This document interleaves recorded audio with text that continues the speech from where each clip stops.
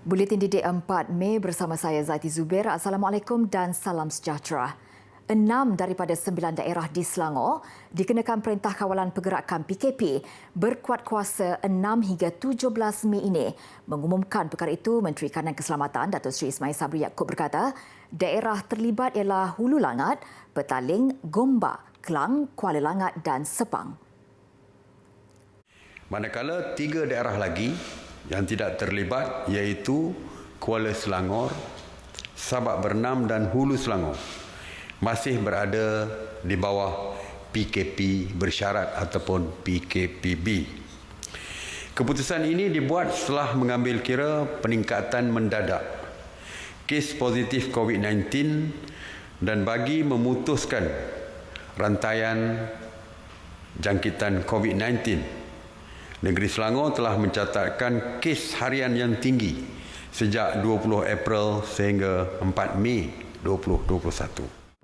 Tegas beliau, dengan pelaksanaan PKP, maka pergerakan rentas daerah dan negeri bagi 6 daerah tersenarai tidak dibenarkan kecuali kes-kes kecemasan, kematian dan urusan kerja.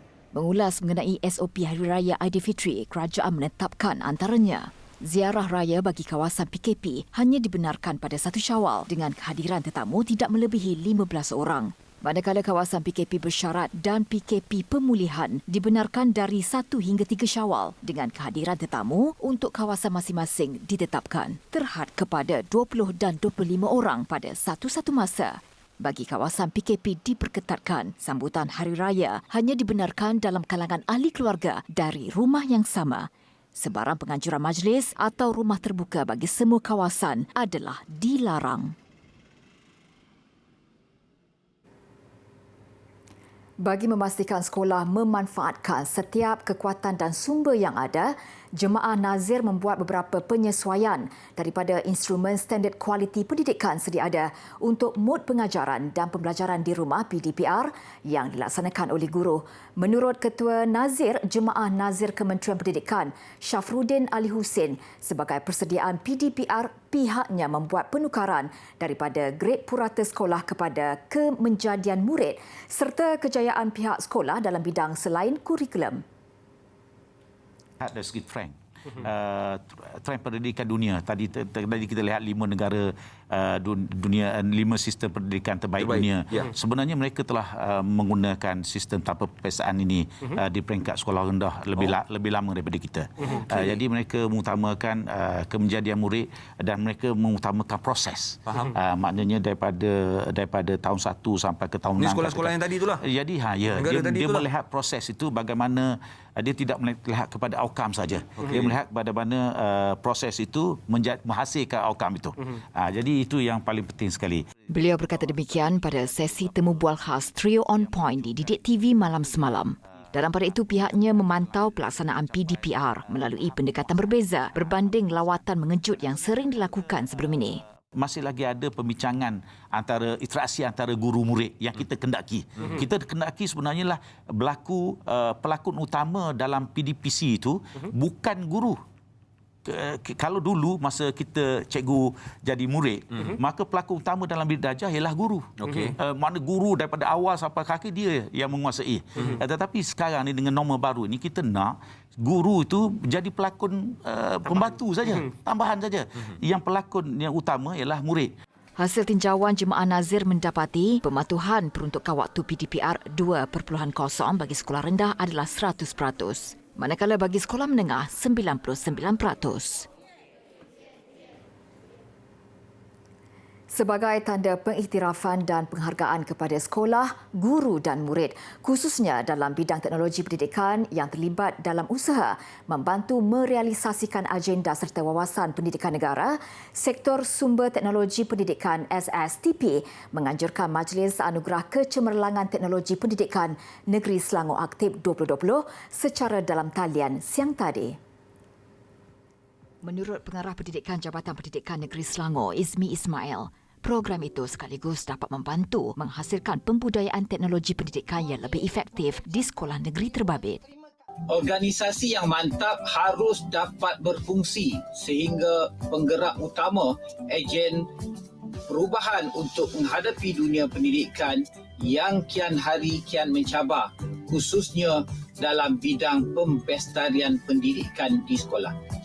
Untuk menghadapi tugas yang semakin besar ini, SSTP perlu mengorak langkah untuk memperkukuhkan peranan berkaitan pengurusan sumber teknologi pendidikan dan kepakaran ICT.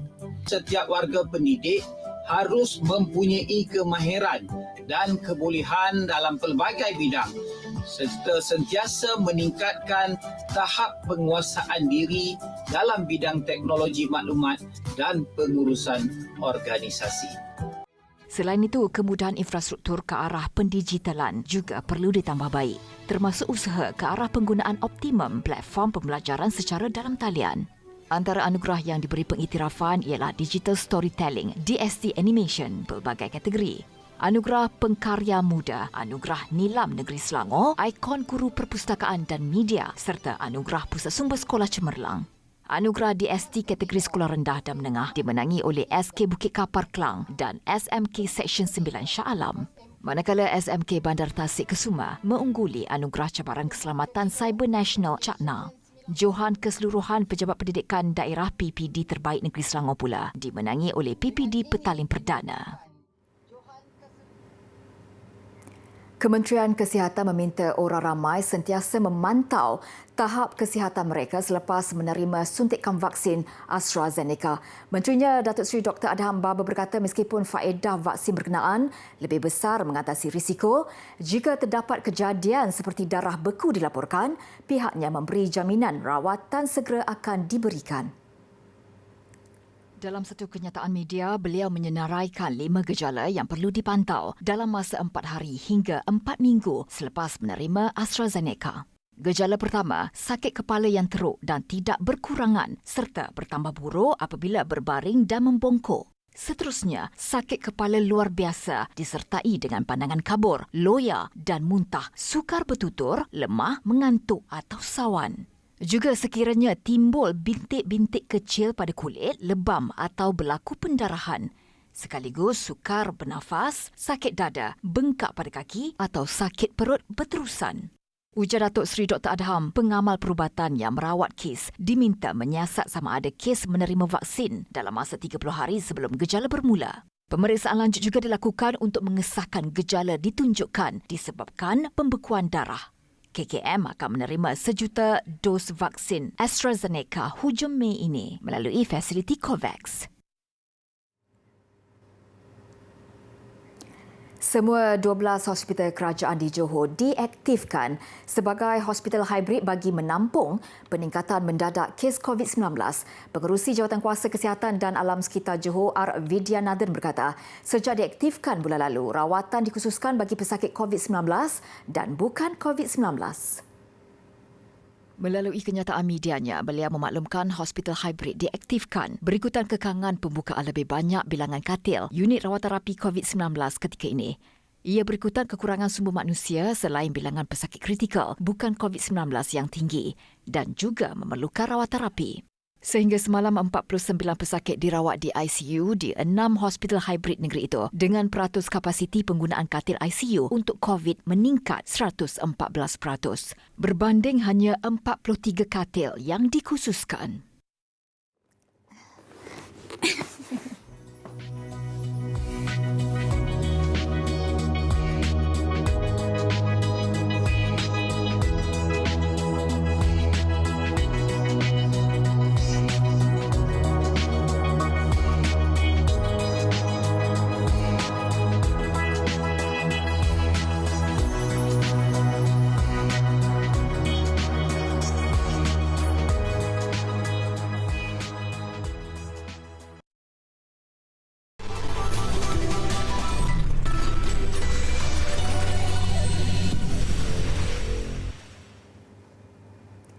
Bersua kembali, Perkhidmatan Perpustakaan Negara PNM tidak terhad kepada bahan bacaan fizikal, malah diperluaskan kepada pelbagai platform. Sejak 2011, PNM mula melancarkan U-Pustaka yang menyediakan akses dalam talian kepada pelbagai sumber ilmu pengetahuan. Sempena ulang tahun ke-10 U-Pustaka, PNM menganjurkan pertandingan cabaran TikTok sebagai usaha mempromosikan platform digital itu. Menurut penolong pengarah kanan bahagian rangkaian sistem perpustakaan PNM, Yazid Ibrahim, antara objektif pertandingan adalah memperluaskan penggunaan platform digital ketika pelaksanaan PKP. Untuk menjadikan portal pustaka sebagai portal rujukan utama masyarakat Malaysia dalam mendapatkan berita-berita terkini, sahih dan tepat. Dan objektif yang ketiga adalah untuk menggalakkan budaya membaca di kalangan rakyat Malaysia, terutama generasi muda. Tambahnya, seiring dengan itu, mereka turut menggalakkan pengguna menerokai perkhidmatan U-Pustaka. Cara-cara penyertaan sangat mudah. Yang pertama, para peserta perlu follow TikTok rasmi PNM iaitu PNM_rasmi dan juga follow FB U-Pustaka. Yang kedua, memuat naik video di TikTok para peserta dengan menggunakan tanda pagar 10 tahun U-Pustaka dan juga U-Pustaka. Para peserta juga boleh memuat naik video di media sosial lain seperti Facebook, Instagram dan juga Twitter dengan menggunakan tanda pagar yang sama iaitu 10 tahun U-Pustaka dan U-Pustaka. Pastikan akaun anda pada tetapan publik. Pertandingan terbuka kepada semua warga negara Malaysia dan berakhir pada 30 Jun ini. U-Pustaka diwujudkan menerusi kerjasama Suruhanjaya Komunikasi dan Multimedia Malaysia SKMM. Ia dapat dimanfaatkan khususnya ketika pelaksanaan PKP untuk penggemar buku mahupun pelajar mendapatkan bahan rujukan.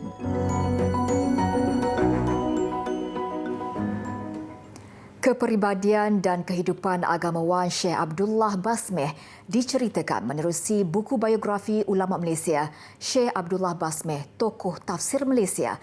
Penceritaan mengenai keberanian, ketegasan dan kegigihan serta kesabaran penterjemah kitab Pimpinan Al-Rahman itu memberi 1001 pengajaran kepada pembacanya. Menerusi rancangan Bicara Karyawan yang disiarkan menerusi Facebook Dewan Bahasa dan Pustaka, penulisnya Wan Ramizah Hassan menceritakan tentang cabaran serta bagaimana penghasilan buku ini dapat memberi manfaat kepada orang ramai. Jadi kita tengok usaha yang dilakukan oleh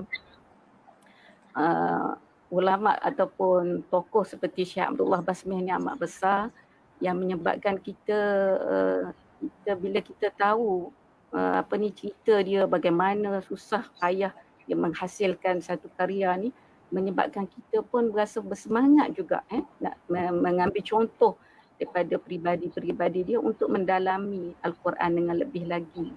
Buku ini mengisahkan sumbangan Syekh Abdullah dalam bidang akidah, penulisan jawi serta tafsir dan hadis.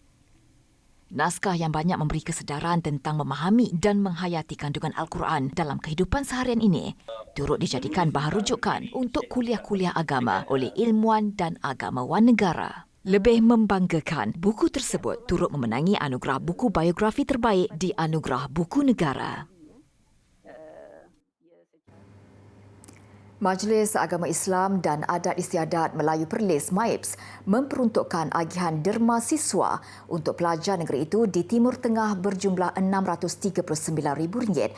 Agihan membabitkan RM549,000 untuk pelajar di Mesir dan RM90,000 lagi untuk yang sedang melanjutkan pelajaran di Jordan tahun ini.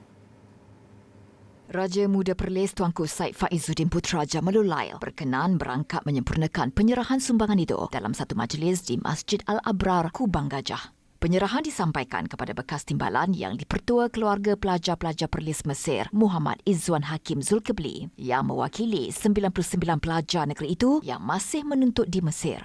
Bekas yang dipertua Ikatan Mahasiswa Anak Perlis Jordan, Muhammad Fisha Rosmi pula menerima sumbangan bagi pihak 15 pelajar Perlis di Jordan. Tuanku Said Faizuddin Putra turut bertitah kepada warga Perlis di luar negara, khususnya di lokasi berisiko tinggi menghadapi gempa bumi, supaya sentiasa mengambil tahu dan membuat persiapan keselamatan diri dan harta benda.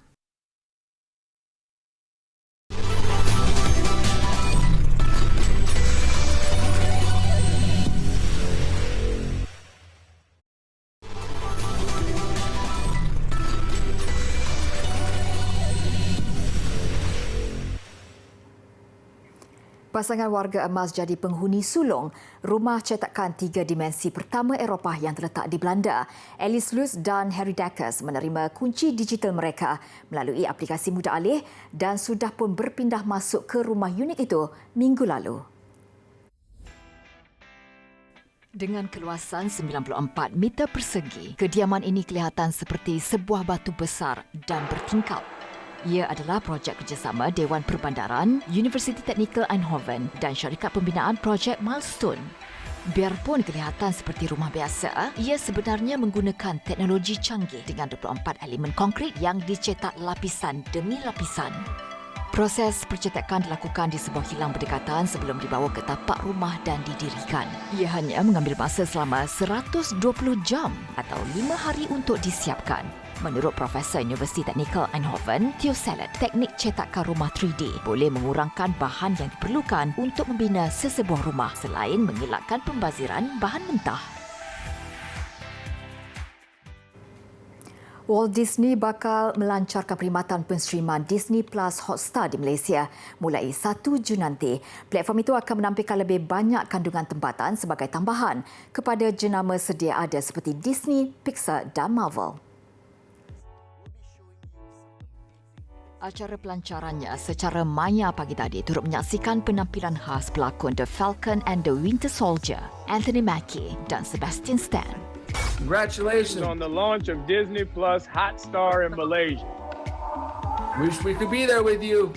Menurut Disney, pihaknya telah menandatangani perjanjian dengan banyak penyedia kandungan tempatan, antaranya Primeworks Studios, Scope Production, Wow Animation dan Last Kopak Production. Malah beberapa filem dilaporkan terus ditayangkan di platform penstreaman itu berbanding memasuki pawagam. Ini termasuklah J2, J Retribusi, terbitan Primeworks, TGV dan Infinitus. Manakala drama berseri di TV3 seperti Single Terlalu Lama dan Kekasih Hati Mr. Bodyguard akan ditayangkan 15 jam lebih awal pada hari yang sama, tayangannya di kaca TV. Pengarah Eksekutif Kandungan dan Kreatif Disney Plus Hotstar di Asia Tenggara, Datuk Ahmad Izham Omar berkata, pihaknya teruja untuk meneruskan sokongan terhadap kandungan buatan Malaysia dan memberi tumpuan sewajarnya terhadap penggiat filem dan bakat Malaysia. Pengguna boleh melanggan perkhidmatan itu menerusi laman web atau aplikasi Disney Plus Hotstar.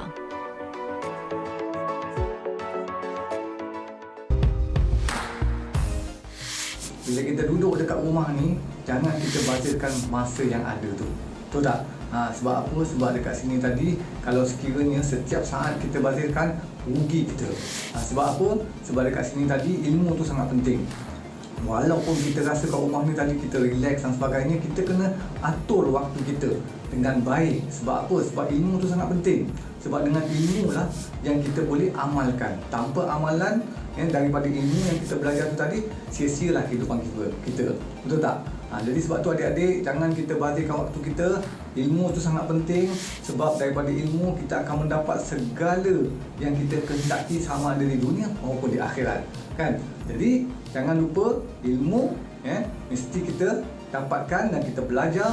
Walaupun mungkin kita rasa bosan, tak apa, it's okay, belajar sikit-sikit kan. Kalau rasa kita dah rasa penat sangat, berhenti sekejap dan kita pergi buat benda lain, kemudian kita belajar lagi. Lepas tu daripada ilmu tersebut, dapatlah kita amalkan apa yang kita dapatkan daripada ilmu tersebut. Tak kira apa subjeknya ataupun apa mata pelajarannya, kita amalkan yang sebaik mungkin yang kita boleh gunakan secara praktikal.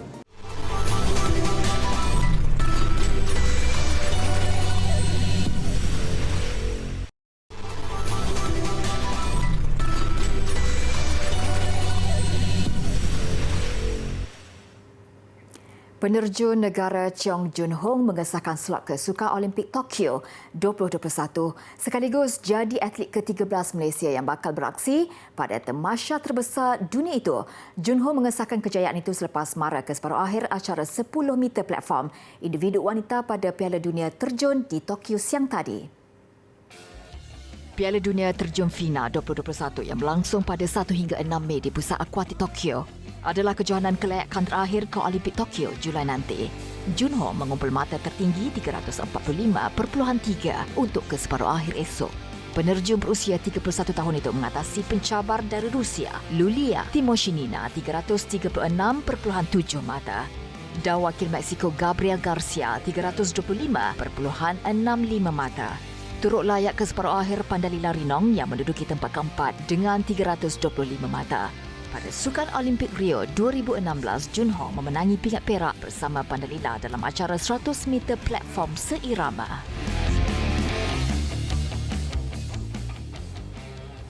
Kebola Sepak Liga Perdana, perlawanan tunggal yang berlangsung semalam menyaksikan Selangor FC 2 mengalahkan Kelantan FC 3-1. Berlangsung di Stadium MBPJ Kelana Jaya seawal minit ke-6, Selangor FC 2 di depan hasil rembatan kencang Harith Haikal. Tuan rumah mengukuhkan kedudukan pada minit ke-39 menerusi Fazrul Fahri Zeki. Minit-minit akhir babak pertama menyusul jaringan ketiga Selangor FC 2 menerusi sepakan penalti George Altram. Kelantan FC sekadar merapatkan jurang gol pada minit ke-71 hasil sepakan penalti Jack Hindle. Kemenangan ini membolehkan Selangor FC 2 melonjak ke tangga kelima sementara Kelantan FC di tangga ke-7. Proses pembuatan minyak ros di Morocco mengakhiri buletin didik dan difahamkan minyak itu sangat berharga dengan harga mencecah $18,000 setiap kilogram. Dengan itu saya Zaiti Zubair, salam hormat dan selamat malam.